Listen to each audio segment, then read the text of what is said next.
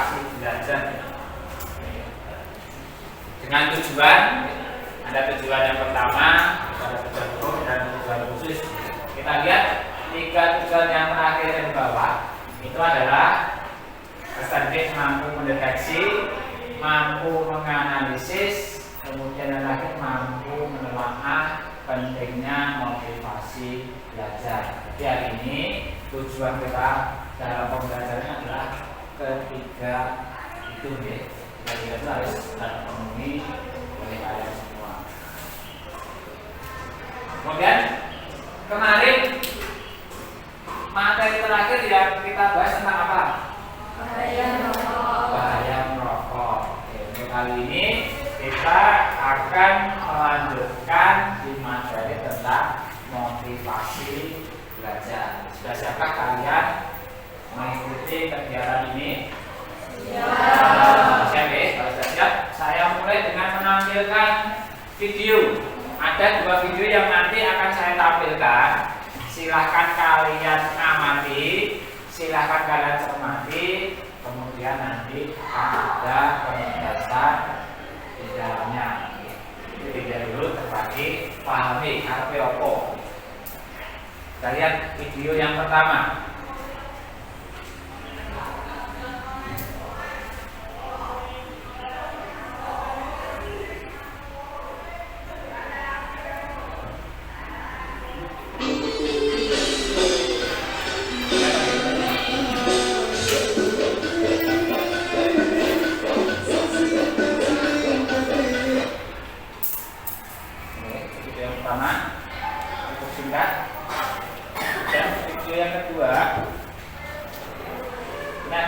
Panjang, silahkan kalian lihat, kalian amati dengan sungguh-sungguh sehingga kalian tahu apa isi dari video tersebut.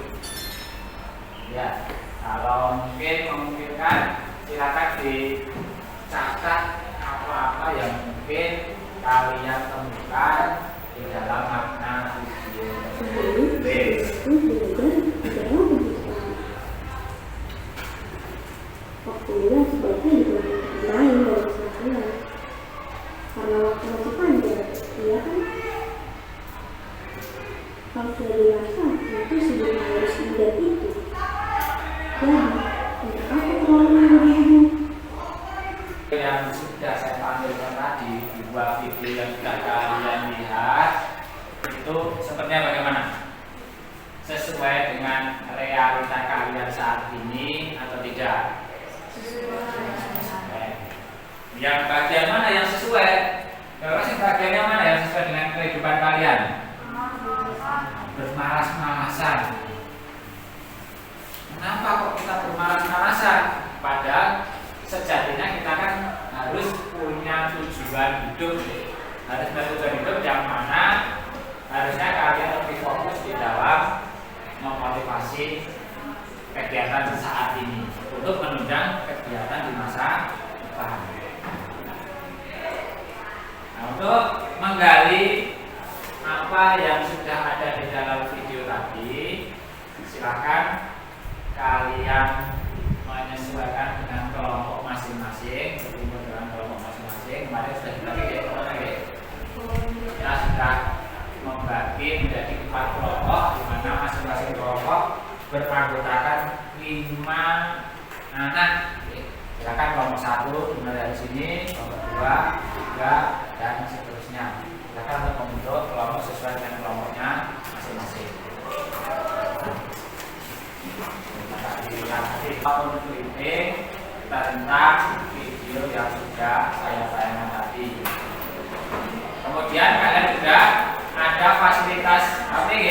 Silakan digunakan untuk mencari referensi yang lain guna menunjang tugas yang kalian buat saat ini. Ini saya bagikan tempat kerjanya. Ditulis nama kelompok, kemudian nama anggotanya.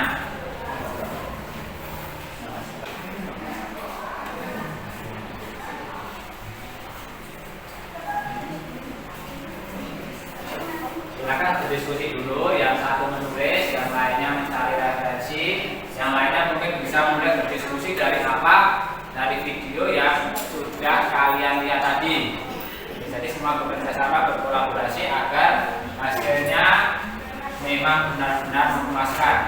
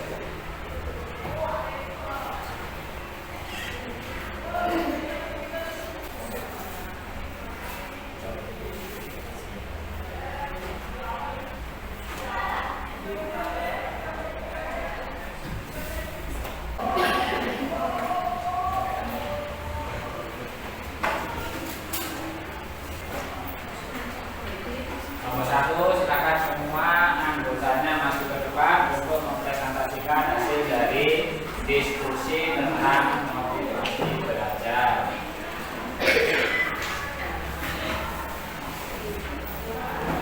Ditempelkan di papan tulis.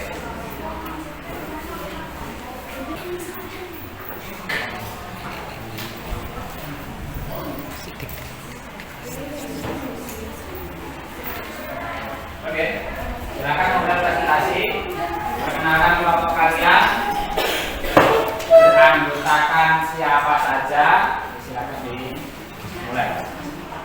Assalamualaikum warahmatullahi wabarakatuh. Waalaikumsalam warahmatullahi wabarakatuh. Kami dari kelompok 1 yang mempresentasikan hasil diskusi dari kelompok kami. Perkenalkan, nama saya Ati Batul. Saya Anissa.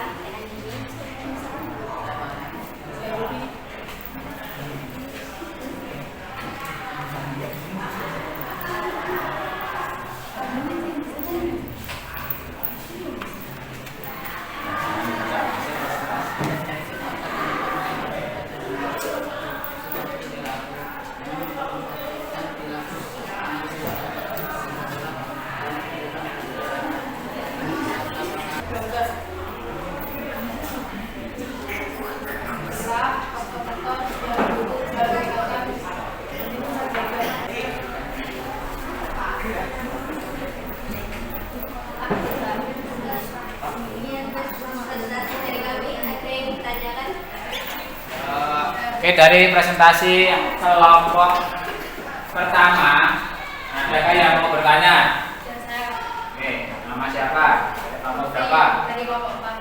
Oke, Lutfi dari kelompok 4 mau bertanya tentang apa? Motivasi belajar. Oke, Menurut kamu bagaimana cara mengetahui seseorang punya motivasi belajar yang rendah? menurut kamu, silahkan dijawab kelompok 1. Dengan cara melihat keseharian mereka, contohnya anak-anak. Dengan cara melihat keseharian mereka. Jadi dari kita melihat keseharian mereka biasanya nampak, oh anak itu malas belajar. Ada yang mau tanya lagi? Ada yang mau tanya lagi? Sudah cukup? Oke, sudah cukup. Berikan tepuk tangan untuk kelompok pertama. Oke, yang berikutnya kelompok 2. Kelompok 2. Pak Dim.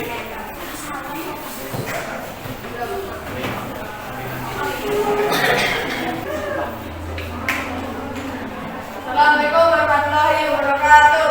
Waalaikumsalam warahmatullahi wabarakatuh. Kami dari kelompok 2 yang beranggotakan saya Muhammad Rafi Widiarsa. Saya Muhammad Jalal. Akan mempresentasikan rangkuman hasil pengamatan dari video yang sudah ditampilkan. Yang pertama, bagaimana cara mendeteksi motivasi belajar siswa yang rendah. Faktor penyebab motivasi belajar rendah. 1. Memperhatikan perilaku masyarakat tugas-tugas sekolah dan kegiatan belajar lainnya. 2. Tatanan agama yang apakah ada perubahan dalam perilaku atau kepentingan terhadap pelajaran tertentu. 3. Anak dapat menjadi area belajar atau jenis tugas dan dianggap tanda menentang. 4. Perilaku motivasi secara keseluruhan. Demikian presentasi dari kami. Sampai di sini ada pertanyaan? Ada yang bertanya? Oke, siapa? Dari Dari kelompok 4. Oke, silakan mau tanya Pak. Mengapa minat dan hobi berpengaruh pada pentingnya motivasi belajar? Karena dengan mengetahui minat dan hobi, anak dapat mengetahui kemampuan potensi yang bisa dikembangkan. Oke, Ada lagi? Ada lagi yang mau bertanya? Ya. Ternyata hobi itu berpengaruh besar ya pada motivasi belajar kita. Karena dengan hobi kita bisa menyenangi kegiatan kita sehari-hari tanpa adanya paksaan. Contoh, ada anak yang suka sepak bola, dan otomatis suka dengan pelajaran olahraga. Oke, kalau ada pertanyaan, beri tepuk tangan untuk kelompok 2. Sekian dari kami. Wassalamualaikum warahmatullahi wabarakatuh. Waalaikumsalam warahmatullahi wabarakatuh. Kelompok berikutnya, kelompok 3 ya. Kita dipersiapkan dulu.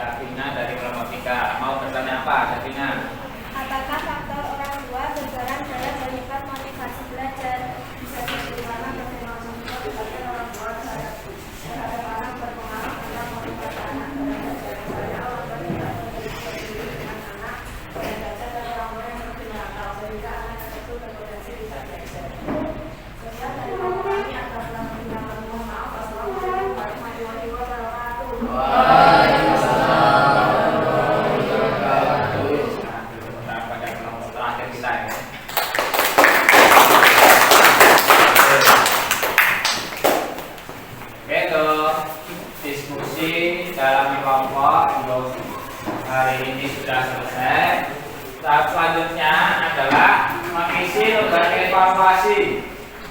Mengisi lembaga evaluasi dari link yang sudah saya berikan di grup WA masing-masing ya. Silakan isi linknya.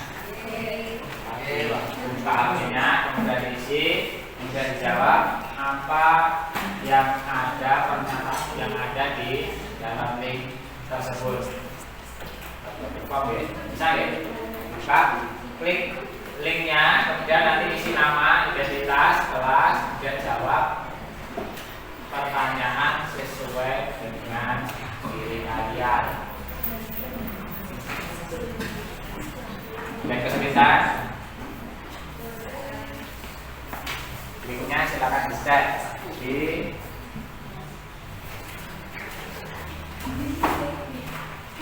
WA group ya. Judulnya evaluasi, lembar evaluasi. Bentuknya Google Form. Kita lihat dulu lembar evaluasinya seperti apa.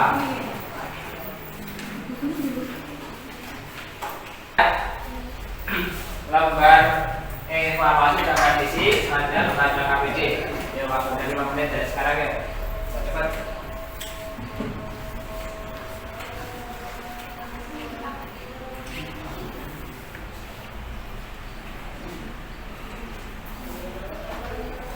Sudah ya? Buat kalau sudah diisi LKPD dan lembar evaluasinya, silakan duduk yang laki-laki. Duduknya tidak berkelompok lagi, tetapi duduknya sejajar seperti sedia kala. Laki, kita lihat duduk laki-laki. Saya dengan posisi awal lagi.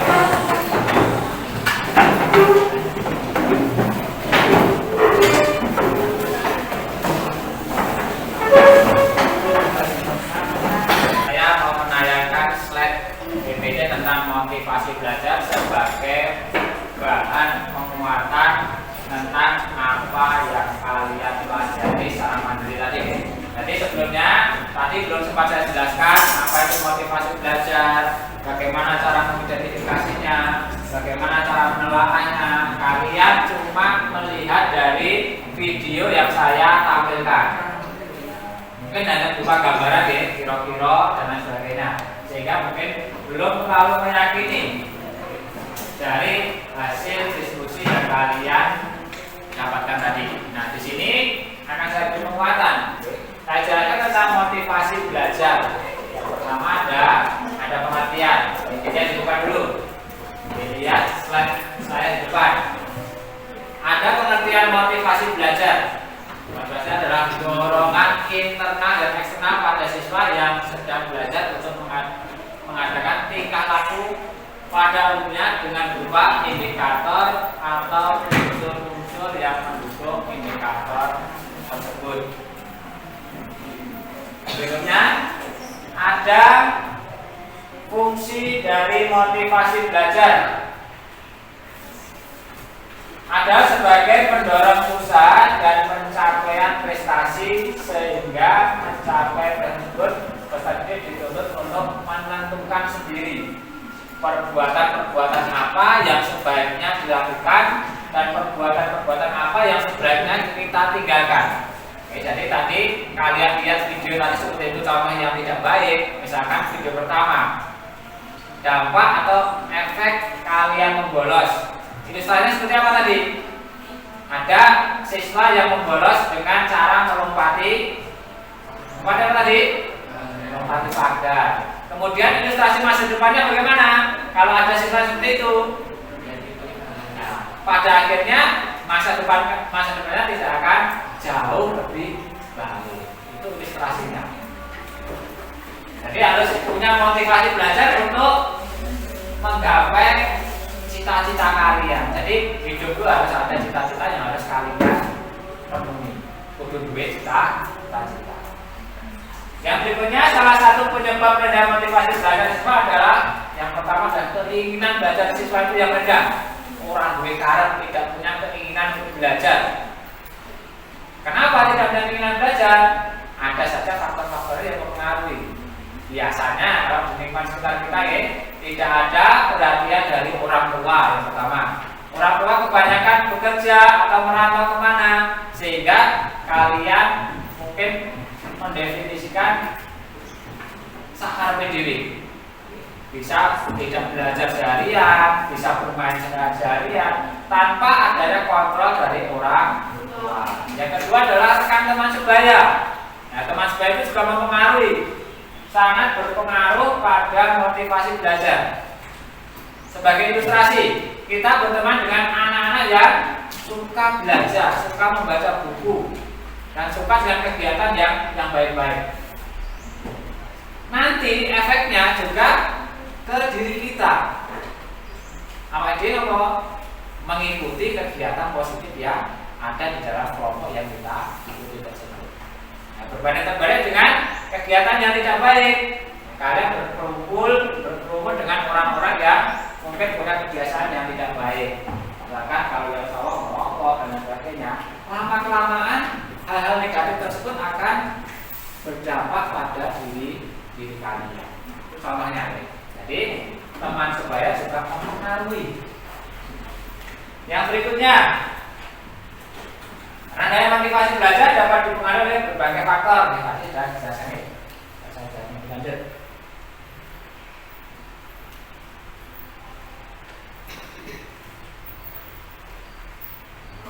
Ya, ini berikut ada beberapa langkah yang dapat membantu siswa dalam menganalisis motivasi belajar. Nah, langkah-langkah apa yang harus kalian lakukan dalam menganalisis motivasi belajar kalian yang rendah? Itu ada banyak sekali yang tidak kelihatan misalnya. Yang pertama adalah refleksi pribadi. Kita lihat pribadi kita, tontonan awakmu dewi. Mau bagaimana? Pertimbangan apa yang buat Anda tertarik untuk belajar? Kamu tuh belajar karena apa? Karena pengen apa? Jadi kalian harus punya sebuah tujuan yang jelas dulu. Kalau kalian punya tujuan yang jelas, biasanya motivasi belajar akan lebih besar. Tetapi kalau tidak punya tujuan, sekolah biar sekarang sekolah hanya datang, kerjakan, lalu pulang seperti yang di video tadi. Itu nanti tidak akan punya motivasi belajar yang tinggi. Ibaratnya sekolah hanya sekedar memenuhi persyaratan saja, mengumumi materi. Yang kedua, tentukan tujuan pribadi. Kalian belajar tentunya punya tujuan untuk meningkatkan kualitas kalian. Kualitasnya apa? Kualitas tentunya dengan masa depan kalian, terkait dengan pekerjaan yang layak, terkait dengan apapun itu yang menurut kalian baik. Tentunya di sini kalian harus sama-sama menyamakan tentang tujuan dan perilaku kalian. Tujuan pokok berarti perilaku harus baik. Makanya kalian bercita-cita jadi guru. Berarti hari ini kalian harus belajar sesuai dengan cita-cita kalian. Maksud jadi guru atau sinau kan tidak relevan dengan apa yang kamu harapkan di masa yang akan datang. Yang terakhir, evaluasi metode belajar kalian. Ini sangat penting ya, untuk mengevaluasi kegiatan belajar kalian sehari-hari. Biasanya kegiatan belajar kalian bagaimana? Nenek omah sinau sing bagaimana? Caranya seperti apa? Contoh, di rumah saya hanya belajar tatkala akan ujian akhir semester selama 1 malam penuh misalnya. Nah, hal ini bisa kita rubah. Kita lihat dulu hasilnya, baik atau tidak. Kalau saya punya metode belajar itu, apik atau tidak, baik atau tidak hasilnya. Kalau sekiranya hasilnya tidak baik, berarti metode yang kalian lakukan itu kurang tepat. Yang tepat bagaimana? Kita bisa mencoba dulu. Yang tepat yang seperti apa? Misalkan dengan setiap kegiatan pada setiap akhir pembelajaran, kalian merangkum, kemudian kalian pelajari sedikit demi sedikit, sehingga materi yang ada itu cenderung bisa kalian kuasai sepenuhnya di akhir semester. Jadi tidak perlu belajar lagi, cukup kita mengulangi hal-hal yang sudah kita pelajari di setiap harinya. Mungkin kalau kalian punya tingkah pola yang belajar seperti itu, kebiasaan belajar seperti itu, silahkan dirubah mulai dari sekarang. Mungkin hanya itu yang saya sampaikan. Yang terakhir untuk penutup, dalam kegiatan pada hari ini apa yang kalian dapatkan? Hal baik apa yang kalian dapatkan pada pertemuan hari ini? Oke, silakan saya lihat. Kita menjadi lebih tahu tentang pentingnya motivasi belajar. Kita menjadi lebih tahu tentang pentingnya motivasi belajar. Ternyata penting ya. Segala sesuatu yang bisa memotivasi belajar itu sangat penting untuk dekat kita dalam belajar. Kalau tidak ada motivasi, berarti sinarnya enggak rasa. Ada lagi? Ada lagi?